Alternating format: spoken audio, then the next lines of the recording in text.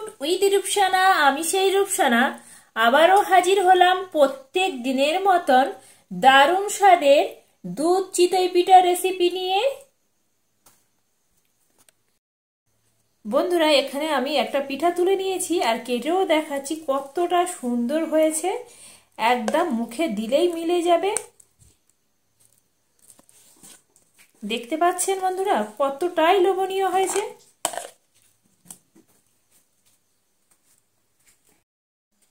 আসসালামু আলাইকুম দর্শক বন্ধুরা, আজও জানাই দারুণ স্বাদের রেসিপিতে সকলকে স্বাগত।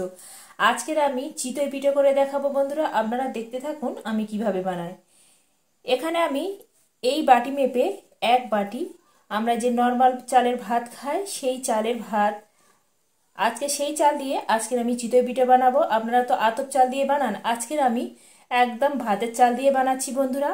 আর এই চালটা আমি সকালে ভিজিয়ে রেখেছিলাম, আর সকালে ভিজে রেখে এটা আমি সুন্দর করে ধুয়ে ভালো করে পরিষ্কার করে নিয়েছি। আর চালগুলো সুন্দরভাবে ফুলে একদম ডবল হয়ে গেছে।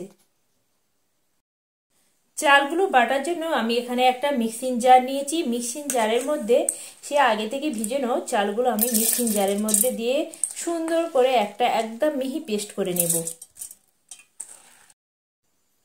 এর সঙ্গে যোগ করে দেব এক বাটি দুপুরবেলা যে আমরা ভাত রান্না করেছিলাম সেই ভাত আমি এক বাটি এর মধ্যে দিয়ে দিলাম। এই ভাতটা দিয়ে এই চিতই পিঠাটা আজকে বানাবো।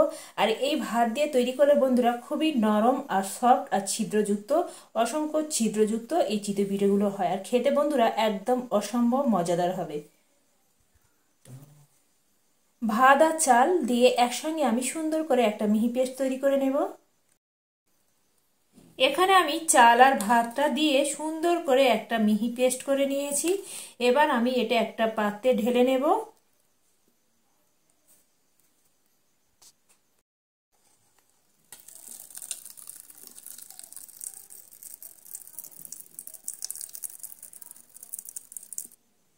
এবার আমি এর মধ্যে স্বাদ অনুযায়ী নুন দিচ্ছি।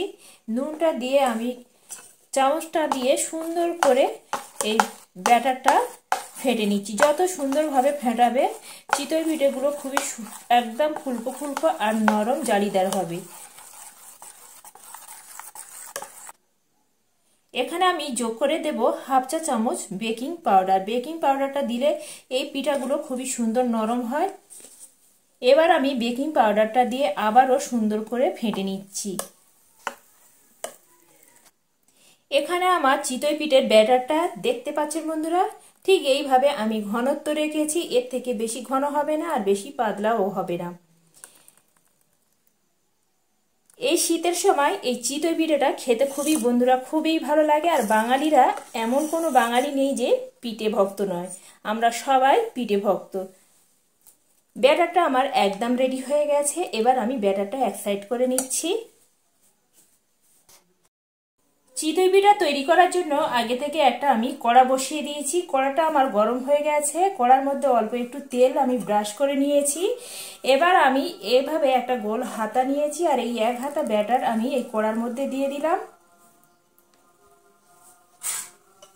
এবার আমি একটা ঢাকা নিয়ে এইভাবে চাপা দিয়ে দিচ্ছি। এবার আমি এখানে ঢাকাটা তুলে নিচ্ছি। আর দেখতে পাচ্ছেন বন্ধুরা কত সুন্দর অসংখ্য ছিদ্রযুক্ত হয়েছে। দেখতে পাচ্ছেন বন্ধুরা অনায়াসে কি সুন্দর পিঠেটা একদম উঠে গেছে। আর আমি হাত দিয়েও দেখাচ্ছি, যেহেতু একটু গরম অসুবিধা হচ্ছে, কত সুন্দর জালিদার দেখাচ্ছে। এইভাবে হলেও বন্ধুরা আমার মতন করে ভাত আর চাল দিয়ে এই রেসিপিটা একবার বানিয়ে দেখতে পারেন।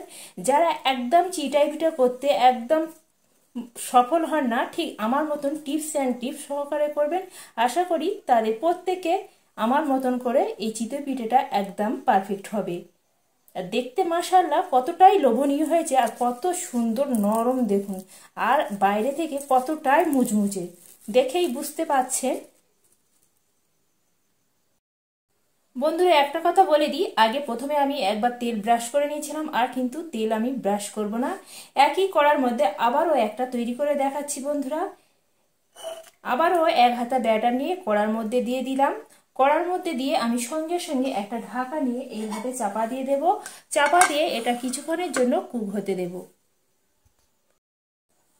আবারও আমি এখানে ঢাকাটা তুলে নিচ্ছি আর দেখতে পাচ্ছেন বন্ধুরা ফুলে কত সুন্দর হয়েছে।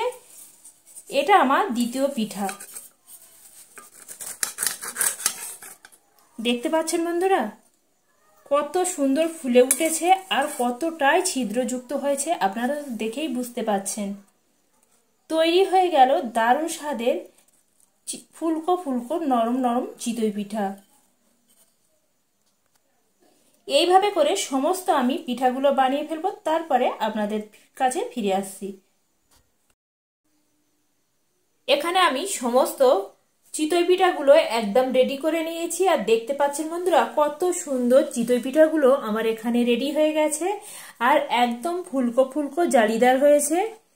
একটা পিঠে ভেঙেও দেখাচ্ছি কতটাই পারফেক্ট হয়েছে আর কত সুন্দর লোভনীয় হয়েছে, দেখেই বুঝতে পাচ্ছেন কতটা পারফেক্ট হয়েছে। এবার আমি এই পিঠাগুলো নারকেলের দুধের সঙ্গে আমি ভিজাবার জন্য আমি নারকেলগুলো আমি এখানে রেডি করে নেব। চিতই পিঠাগুলো দুধে ভিজানোর জন্য আমি এখানে একটা নারকেল নিয়েছি আর নারকেলটা আমি মাঝখান থেকে এইভাবে দুফালি করে নিয়েছি। এবার আমি নারকেলগুলো তুলে মিক্সি জারের মধ্যে দিয়ে সুন্দর করে দুধগুলো বের করে নেব, তারপরে দেখাচ্ছি বন্ধুরা। নারকেলটা আমি এখানে সুন্দর করে পেস্ট করে নিয়েছি, এবার আমি দুধ বের করে নেব। নারকেলের দুধটা বের করে আমি এখানে কিছুক্ষণ ধরে ফুটিয়ে নিয়েছি। এবার আমি এর সঙ্গে যোগ করে দেব 100 গ্রাম চিনি আর 3টে এলাচ থেতো করে নিয়েছি সুন্দর ফ্লেভারের জন্য। এর সঙ্গে যোগ করে দেব স্বাদ অনুযায়ী নুন, মিষ্টিতে একটু নুন হলে খেতে বেশ ভালো লাগে। এটা আমি আরও 5 মিনিট ধরে ফুটিয়ে নেব যাতে করে এলাচের একটা সুঘ্রাণ বেরিয়ে আসে আর এতে করে খেতে খুবই সুন্দর হয়। দেখতে পাচ্ছেন বন্ধুরা নারকেলের দুধ আমি সুন্দরভাবে ফুটিয়ে নিয়েছি আর নারকেলের দুধ থেকে সুন্দর একটা সুঘ্রাণ বের হচ্ছে। এবার আমি আগে থেকে যে চিতই পিঠাগুলো তৈরি করে রেখেছিলাম এবার আমি একে একে এই নারকেলের দুধের মধ্যে দিয়ে দিচ্ছি। নারকেলের দুধের মধ্যে চিতই পিঠাগুলো দিয়ে আমি একটা ঢাকা দিয়ে ঢেকে আমি 5 মিনিটের জন্য রেস্টে রেখে দেব। এতে করে নারকেলের দুধগুলো এই পিঠার মধ্যে সমস্ত দুধগুলো টেনে নেবে, খেতে বন্ধুরা খুবই অসাধারণ হবে। এবার আমি এখানে একটা ঢাকা নিয়ে এইভাবে করে চাপা দিচ্ছি।